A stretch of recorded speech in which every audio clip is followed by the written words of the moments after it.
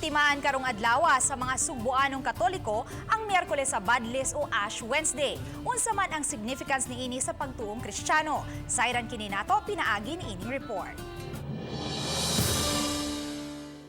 Sa Archdiocesan Shrine of St. Therese of the Child Jesus sa Barangay Lahug, Dakbayan, Sugbo, nagpabadli sa mga tao ug abo sa ilang agtang. So kuhay na atong panahon sa paggrabe sa pandemic nga ibulibod ang abo sa ulo sa mga nanimba, karon mibalik na sa naandan nga sa agtang sa mga magtutuo gibadlis ang cross gamit ang abo. Dining bago lang giulipan na sa Simbahang Katoliko Litany of Gratitude ang Oratio Imperata patok sa COVID-19. Nagpasabot kini nga balik na usab sa normal ang mga kalihukan sa simbahan. As mentioned in our gospel, we are called to pray more. We can avail of a lot of spiritual exercises like the Stations of the Cross, parish and office recollections and retreats, and most especially the sacrament of reconciliation.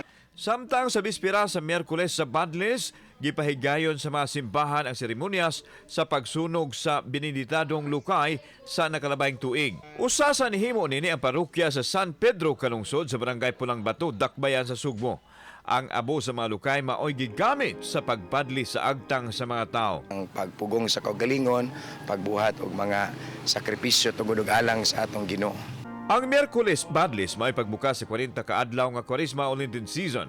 Dinhimo-himo og sakripisyo ang mga tao sa pagpuasa og abstinensya. Ang Ginoo dakong buhi og naa sa atong kasing-kasing.